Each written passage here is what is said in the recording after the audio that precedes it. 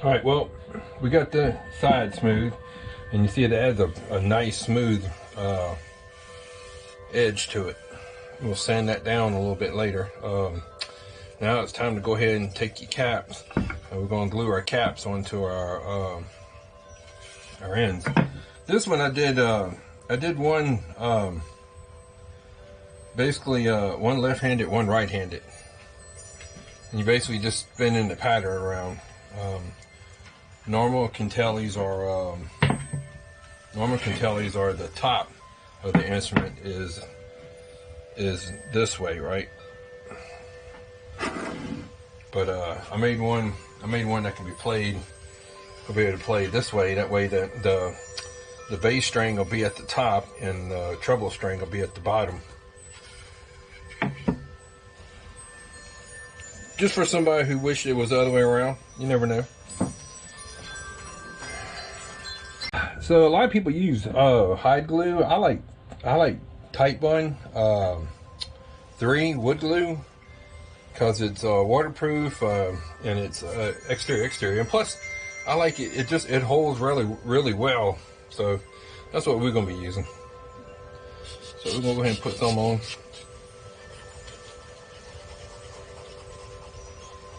Enough. We don't want to overdo it, but we want to put enough to where it has a good tight bun.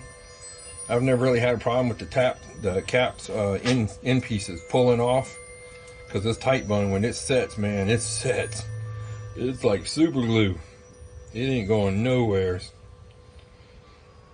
Don't worry about it if the little runoff, because we're gonna have to clean this up anyhow later. We're gonna take it and we're gonna put it on. Yeah, get a good fit. Now, yeah, okay. So we got that one on. I attach it by I take model wheels, little model wheels, wooden cart wheels you get from like big box stores like Michael's or Hobby Lobby, and I just get a bolt through Home Depot, and I get a thumb screw and just some washers, and that's basically it. And it makes a perfect little a little vise for tightening these down. Very convenient, very easy to use, and you don't have to go out and spend a lot of money.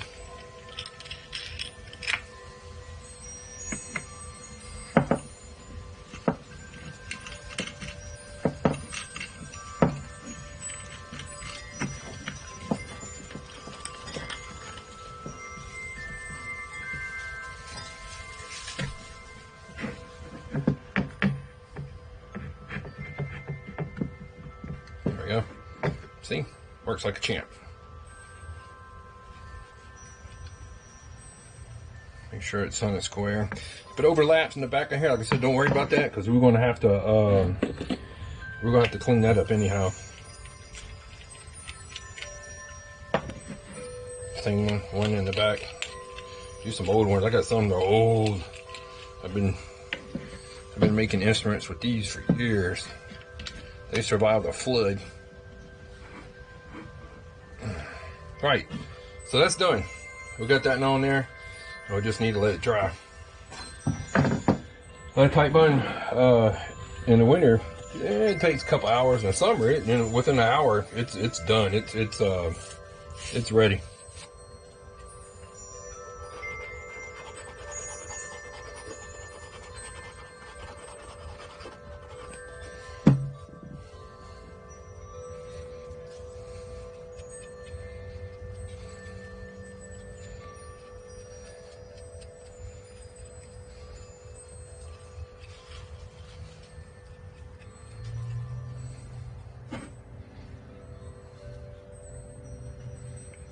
That on there. There we go.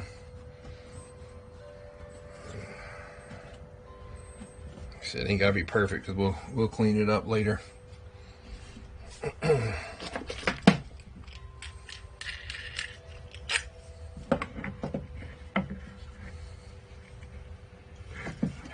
Sometimes it moves on you when you go to put those things on. You gotta be careful. Gotta be careful sometimes.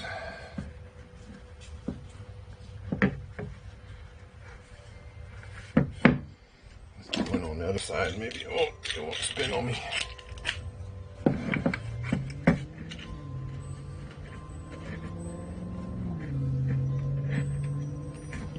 that held it in place. There we go. Good deal.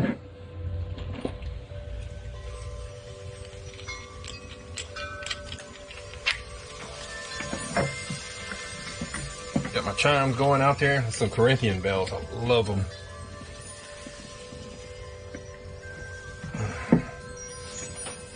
All right, that's on there too.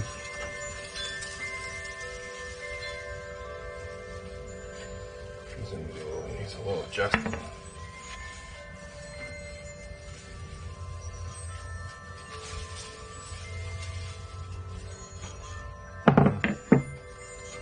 Needs a little adjusting.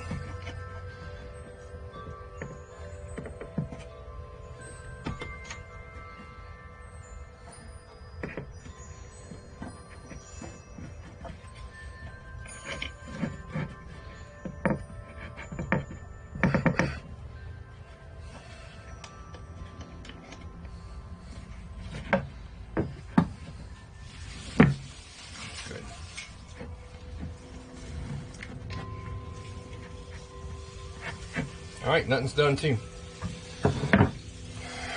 While we're waiting on that to dry, we can go ahead and start on the little pieces that go across here. Now, this is poplar. Poplar is the softest of the hardwood, but it's a very good. It's a step up from basswood. If you're ever going to make any instruments that will require tuning pegs or any type of wooden pegs, I definitely wouldn't recommend anything weaker than poplar, because poplar's probably one of the weaker wood that will actually hold a zither pin or a tuning peg and not give over time.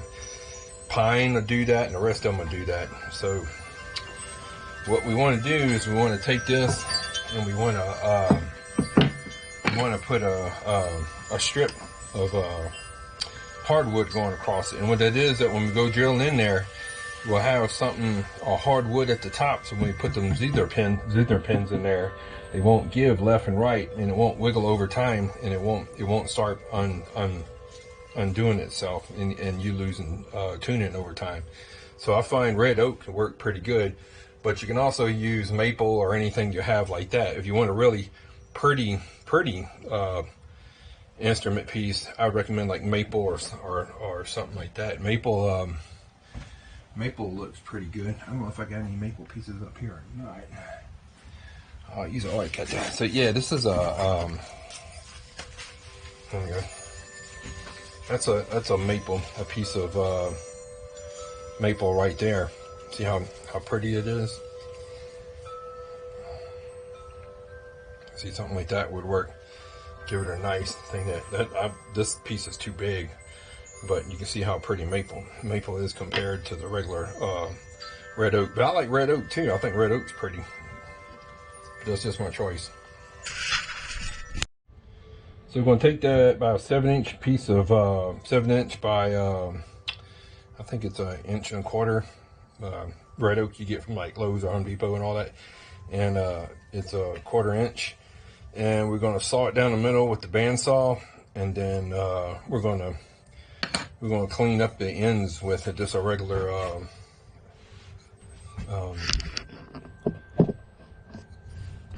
hand sander. Just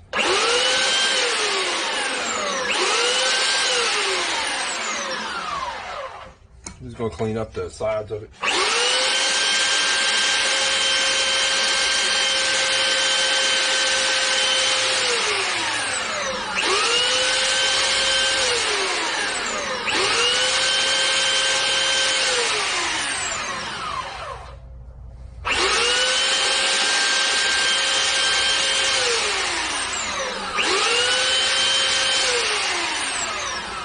Enough.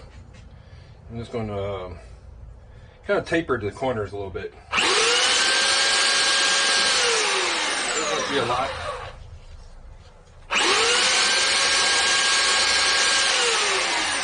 So when you get a smooth corner, on it.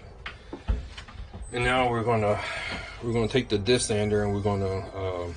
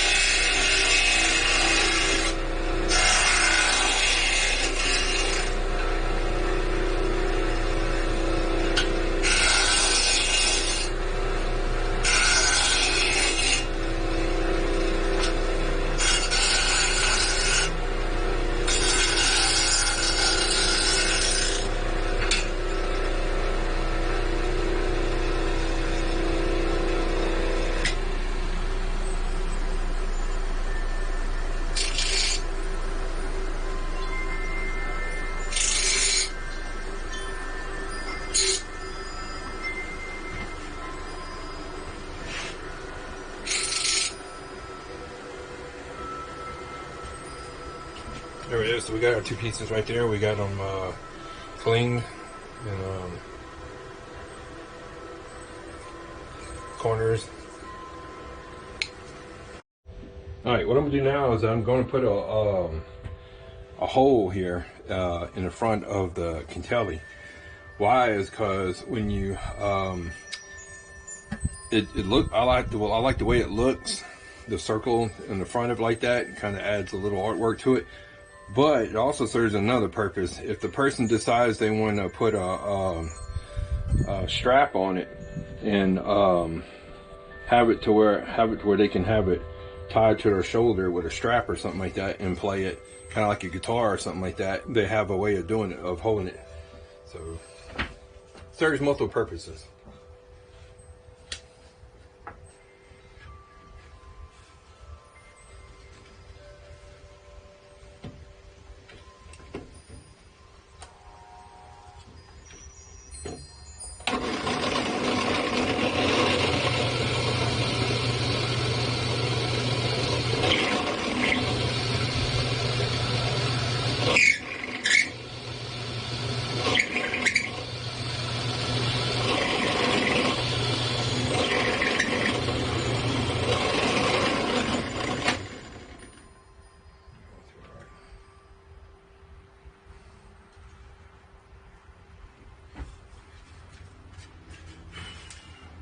Clean up the back of it some, but so there we are. There we are. One down.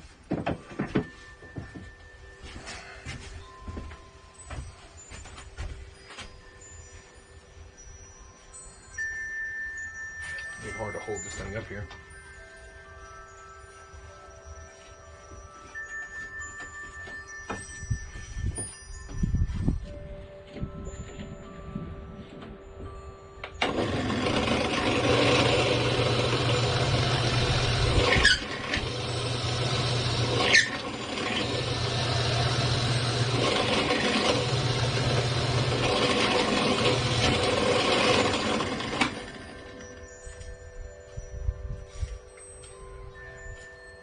Took some tore out the back of the crap.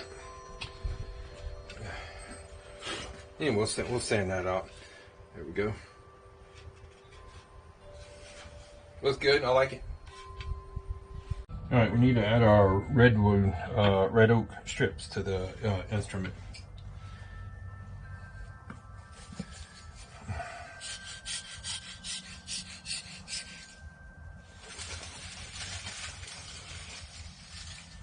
Same thing, an ample amount of glue, but not too terribly much.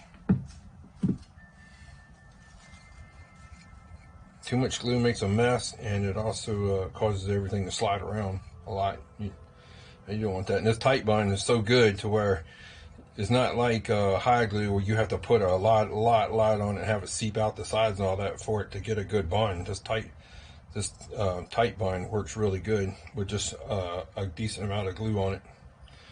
All right, so we got that done. Kind of have to get that on the sides because when you go to stain it, it won't stain right. So we're gonna aim for about 1/4 inch from the edge of the instrument.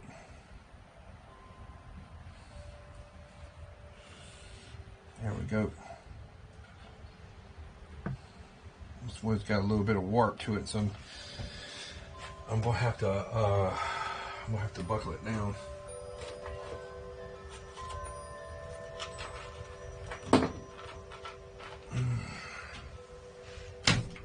To use some grippers for this. There we go. There's one down.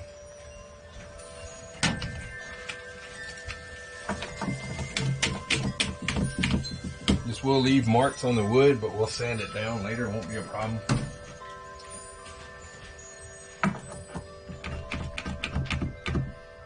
We just want to make sure that we got it, that it's a tight bun, but that's on there snug.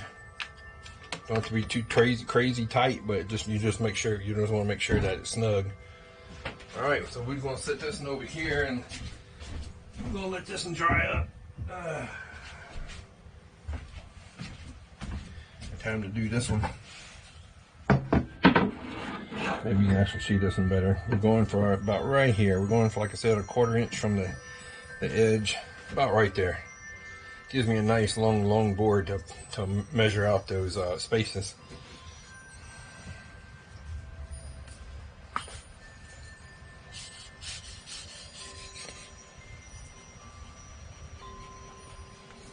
And a little glue, not too crazy, not a lot. Don't go crazy with it.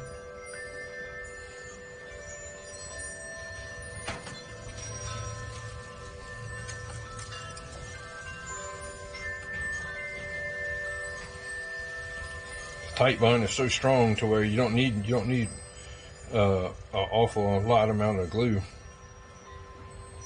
It will hold. Alright, so we got this one, and like I said, we're going for about a 1/4 inch from the side right there. And you want to make sure that it goes far enough up, and you want to make sure it doesn't overlap the edge down here. So, right there. That's perfect. That's perfect. Let's go ahead and put a clamp on it. Watch it so it don't slide around when you go to clamp it down.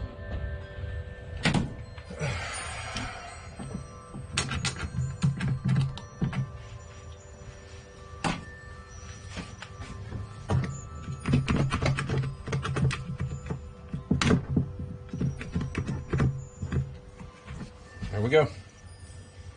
It's on.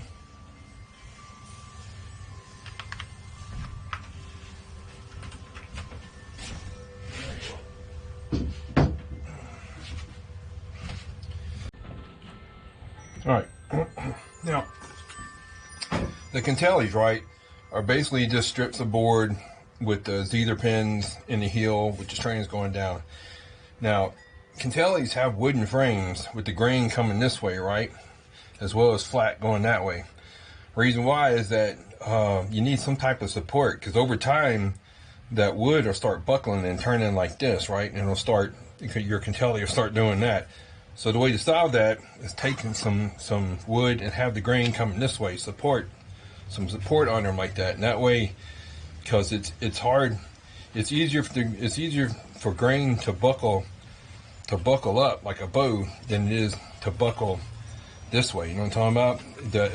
The thinner it's easier to buckle compared to the thicker, it won't buckle, right? In other words, something like this will buckle, right? Something like this, a glue attached to it, this one, the top piece won't buckle, it'll stay flat like the long piece, right? So that's what we're going for. To do that, we're taking a board that's roughly 2 inches, and we're cutting it down to an inch thick, right? And this should be enough for the two Kanteles, because we'll have a long piece and a short piece.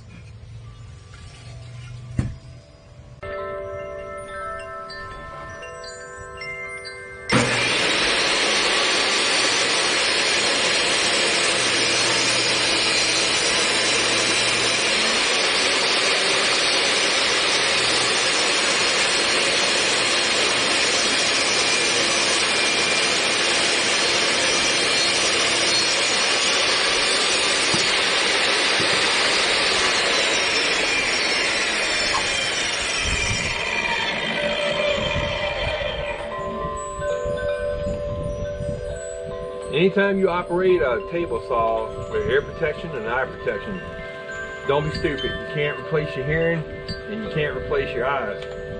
You can wear hearing aids, but you can't replace your hearing.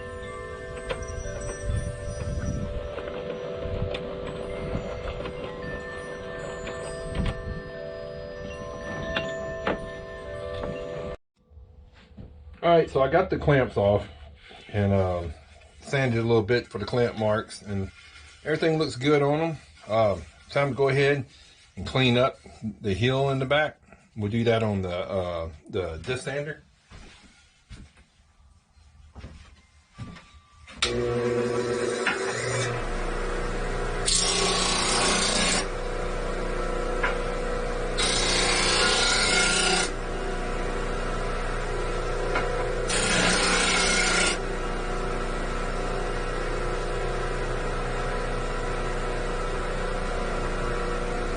Very easy to do. Looks good. Let's do the other one.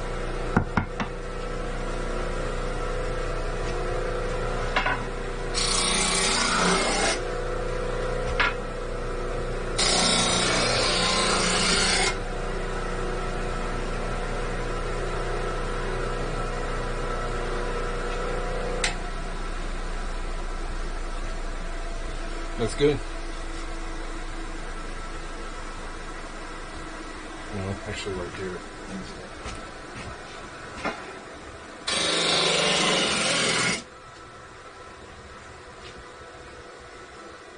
Good enough. Good.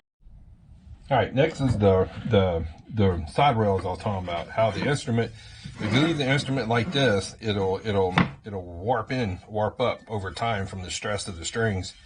Keep it from doing that, we need to put some sideboards going down it, right? And that way it'll keep it from buckling. And we want one coming the length this way, at least more than half of the instrument, and we want one coming this way, at least more than half of the instrument on this side right here. Very simple.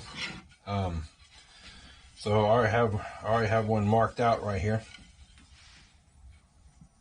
What we'll do is we'll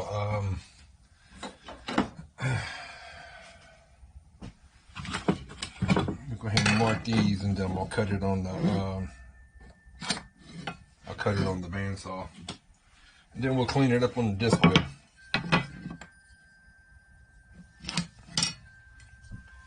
That disc sander is a very, very, very useful tool for home instruments. Very useful tool. I'll probably use it more than anything.